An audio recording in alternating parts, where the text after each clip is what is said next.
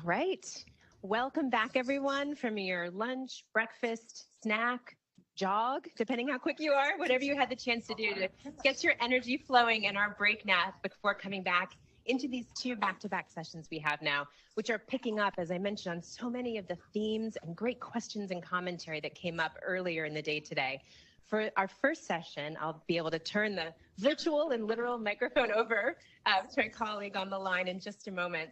And this is such a great way to start to pick up on some of the questions that came up earlier about turning some of that guidance into practical ideas and recommendations for how to really more truly and deeply ask the right questions to understand what the need is and direct philanthropy, resources, partnership, all in service of the true underlying need. So with that, I'm going to turn it over to my colleague from CEP. Well, thank you so much. It is truly a pleasure to be here. And I'll go ahead and get started. I want to start by saying, well, first of all, hope everyone can hear me and see me. But I do want to start by saying how wonderful it is to have the opportunity to be a part of this summit among such an incredible group of leaders and speakers. And I'm very, very thankful for Taproot for putting the summit together. And so first, I'd like to briefly introduce myself. My name is Mena Boyagiev. I use she, her pronouns, and I'm a white woman with brown hair. I work as a director for the Center for Effective Philanthropy, or CEP. And in our time today, I'll share some of what we've learned at CEP in our work with nonprofit organizations for more than a decade about the importance of listening closely and carefully to the organizations that you seek to support in order to better understand their areas of greatest need. We'll discuss some research that CEP has done on the topic, as well as a framework for listening closely to organizations that you seek to help.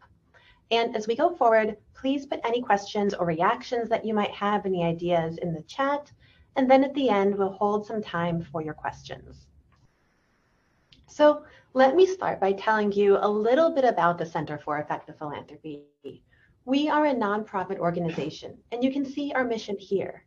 It's to provide data and create insight to help funders improve their effectiveness.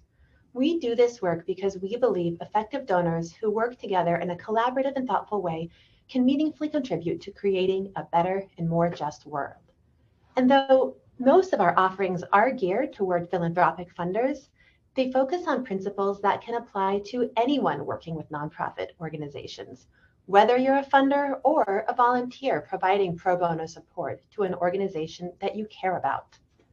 The elements that help foundations strengthen relationships with their grantee partners include things like being responsive, approachable, clear, and consistent in your communications. And that's important for anyone partnering with a nonprofit organization in which the relationship includes a power differential. And why is there a power dynamic in these relationships? Well, whether you're providing funding through a grant or pro bono services, nonprofits are receiving something that they need that they're not paying for and that you are providing. This creates an imbalance in that relationship, and the imbalance is important to have in mind in your work together. We believe that when you work with nonprofits, listening is key to understanding how you're doing and how you can improve. And one of the best ways to do this is to ask for feedback. So the thing that we at CEP are probably best known for, especially for those of you who are in the philanthropic sector, is our grantee survey. It's the most widely used grantee survey in the philanthropic field, and it helps funders get feedback from their grantees and is designed to control from the power dynamic in their relationship. And it's really important to learn from grantees' perspectives, but difficult to truly get feedback that's candid from those you support. It can be hard and uncomfortable for anyone receiving funding to share with a person giving them that funding what might not be working so well. So to account for this, we ensure that our surveys are entirely confidential and they are administered through a third party. And also, the experience of getting funding or getting any support is inherently positive. So we control for that positivity by benchmarking each funder's ratings against more than 300 others in our comparative data set. That lets us contextualize any feedback that a funder receives. And now I want to highlight some of the questions that we ask in our grantee survey that specifically relate to the types of capacity building support that nonprofits receive. So we always ask about non-monetary support in our grantee surveys. And coming up next year, we've added the 2 questions that you see here. We update our survey questions periodically to ensure that they get at what funders want to know and what nonprofits want their funders to know. And so we developed both of these questions based on the suggestions and feedback of nonprofit organizations who participated in a series of focus groups with us. So on the left, you can first see quite factually a question about the types of support that nonprofits receive. Some of these options include field building assistance, program assistance, DEI support, and so on. And on the right, we ask some more perceptual questions about how nonprofits feel about that support. If it met an important need for their organization or program, if it strengthened their work, if it was a good use of their time, and if they think their funder would be open to feedback about the support. And you might be wondering, how could it be that an organization receives support that doesn't necessarily meet their needs or strengthen their work? And actually, one thing that we heard in these focus groups, and in fact, over the years in our grantee surveys, is this is unfortunately sometimes the case. As I'll share in a bit, funders aren't always as aware of grantees' needs as they think they are, and grantees might actually hesitate to ask for what they need the most. The power dynamic between grantees and funders can lead to this mismatch, and we can work more effectively to listen to nonprofits when they discuss their needs and their challenges. So I mentioned some data that CEP has collected about funders providing support to nonprofits and how they do so. I'll share some of the takeaways from that research, which come from this report you see here, Strengthening Grantees. It's based on data analysis from surveys of 2 groups, CEOs of foundations that make more than $5 million annually in grants, and CEOs of a sample of national grant-seeking organizations. And again, though this research is focused on the relationship between funders and nonprofits, the challenges and the takeaways can also be applied in the context of providing pro bono support to organizations. So I'll start by sharing 3 main takeaways from this report. The first, what you see here is that foundations are not as in touch with nonprofits' needs as they think they might be. And now one thing is clear, this is not a failing in funders' intentions. Almost all foundation leaders told us that they cared about grantees' organizational health and feel responsible for strengthening the organizations they fund. But many nonprofits told us they didn't feel the majority of their funders seemed to really prioritize their organizational strength and sustainability. So when it comes to awareness of nonprofits' capacity needs, we see that nearly all foundation leaders, 87%, say that they believe they understand the organizational needs of the nonprofits they fund. But when we ask nonprofit leaders, on the other hand, more than half say that few or even none of their foundation funders even ask about their needs beyond funding, the types of challenges they may have with technology or staffing, for instance. And this sets us up for missed communications. And that brings us to our second finding. Both nonprofits and foundations have a role to play in closing the gap between the support nonprofits need and the support foundations provide. This is the heart of the miscommunication, and we know it will take action from both sides, funders and nonprofits, to solve. Both groups have an opportunity to close this gap. We ask funders how they decide what sort of supports to provide grantees. And you can see here how they responded. Most often, they make this decision based on whether they believe grantees are ready to receive this support, which does sound a bit paternalistic, I worry. But that's actually not the biggest takeaway here.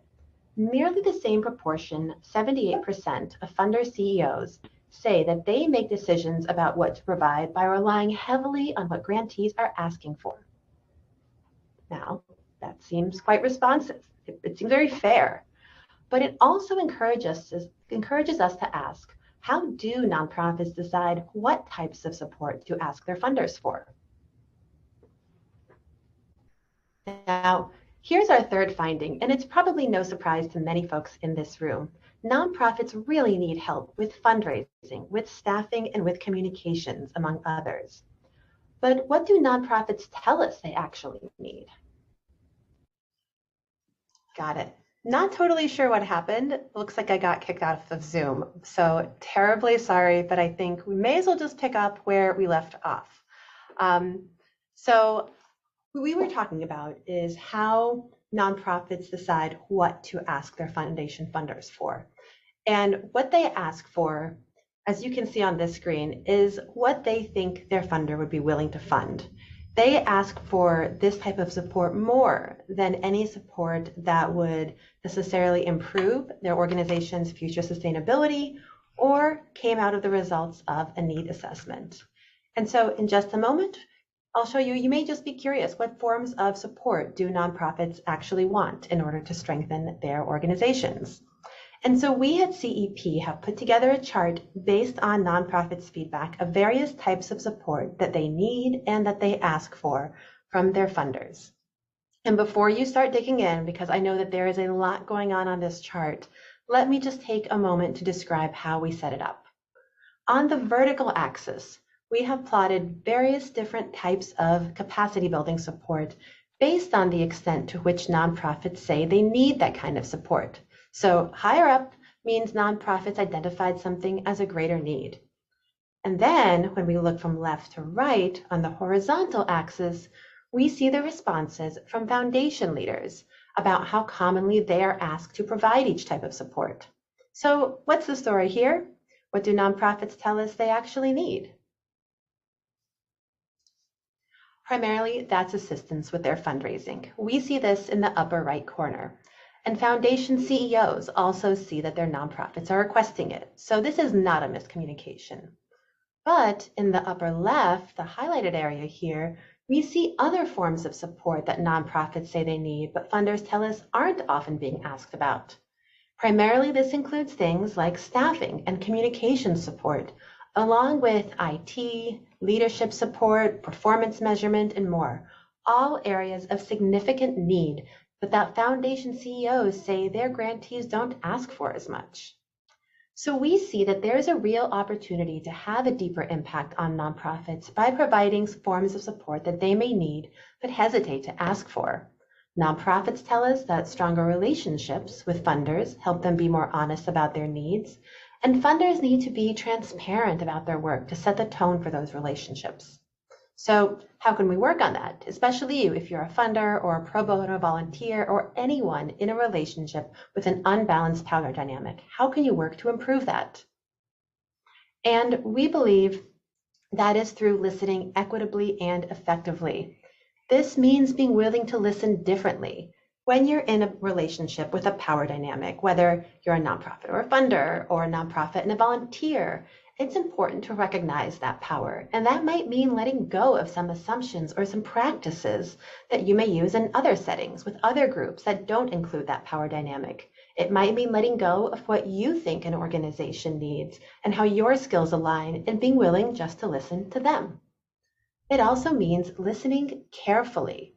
As we had just discussed in our research, a pretty large proportion of nonprofits decide what type of support to ask for, not always based on what they need, but based on what they thought someone else might be willing to give them.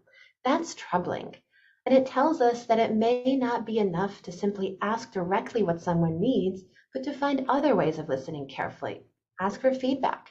Ask grantees to talk about their challenges or what they've seen be successful with other funders or volunteers or at other organizations to help them open up. And listening should also be comprehensive. That means to go beyond asking what nonprofit needs and also learn on your own about an organization, about the sector in which they work and challenges from other organizations in the field, and trying to deepen your understanding about the people and the communities that a nonprofit seeks to serve. In our analysis at CEP of grantees' feedback, we found that building this contextual understanding is one of the most robust drivers of a strong relationship with nonprofits. And then last, but certainly not least, listen only when you're willing to act on what you hear. We want to avoid the practice of extractive listening, which is when a power dynamic makes listening not as effective or helpful as it could be, and to listen in a more equitable way. So when you offer to listen or ask a question, ask yourself if you are truly open to acting on what you hear. Will this create benefit for nonprofits? And so, taken together, this might mean that you realize through careful and comprehensive listening that you and your team maybe might not be a good fit for an organization, or that someone else can provide the support they need. Or alternately, listening effectively can help you be more aware of the skills that you can use in a partnership with an organization to address their challenges and make an even greater impact on a field, issue, or community that you care deeply about. So now let's bring it all back. I want to leave you with the following takeaways. First, there is a real and meaningful power dynamic that exists whenever you're partnering with a nonprofit to provide them with support, whether it's funding or pro bono technical assistance. And that means that sometimes there may be a gap between what they may ask for and what else they may need to strengthen their work. And we also learned that it takes careful, close listening to be able to really understand how you can meet the needs of the nonprofits you support, so that together you're able to make even more of an impact on the causes and communities you care about. And if you'd like to learn more about this topic and follow our work, I invite you to visit the Center for Effective Philanthropy's website. We have many free publicly available resources that you can access, along with a fantastic blog where you can read more about ways to partner effectively from nonprofits with many amazing nonprofit and philanthropic leaders. And if you have any questions for me, you can find me on LinkedIn or over email. And I want to now thank you so much for your time and your attention today, and I'll turn it over to the Taproot folks.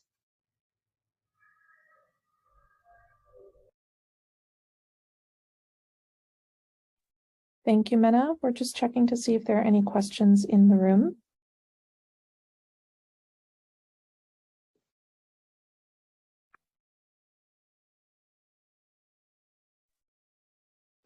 We don't have any questions in the room, Mena. Oh, just kidding. We have one.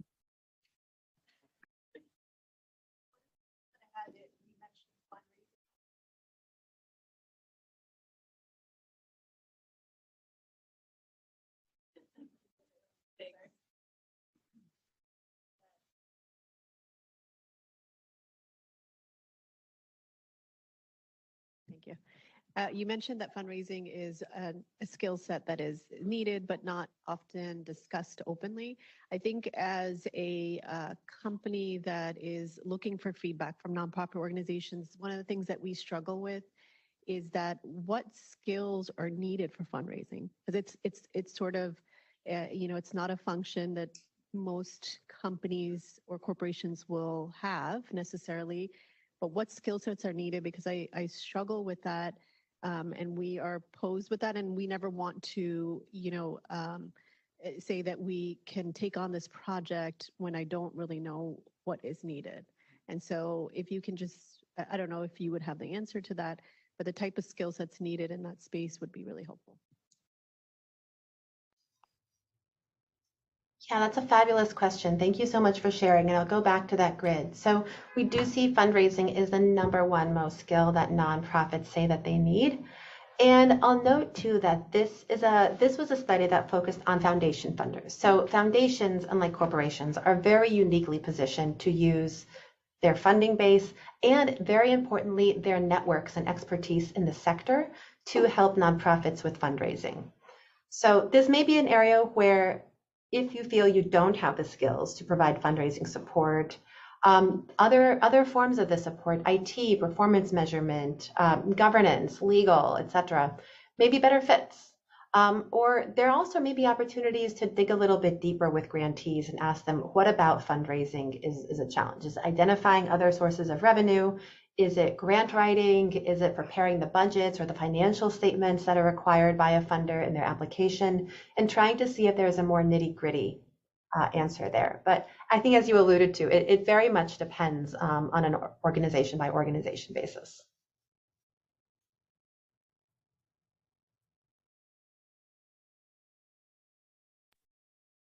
Mena, we have a question from the virtual attendees from Downey. How can we encourage and empower nonprofit leaders to ask for what they want rather than what they think funders want? Danny, that is the key ticket. I think there are a lot of different ways to do that. What we found at CEP is the most effective is to ensure that you have a relationship built on candor, built on openness, and that you are listening really closely to what nonprofits are saying. So that could even mean being really direct, saying, have you done a needs assessment?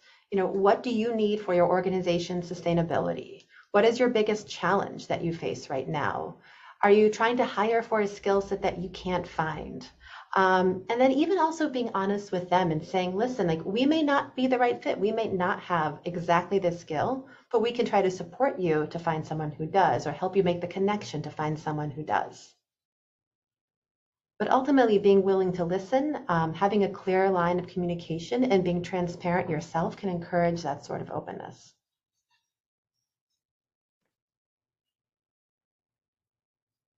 Thank you, Mena. And unless there are any other questions in the room, we can end this session. Great. Thank you, everybody. Thank you all so much.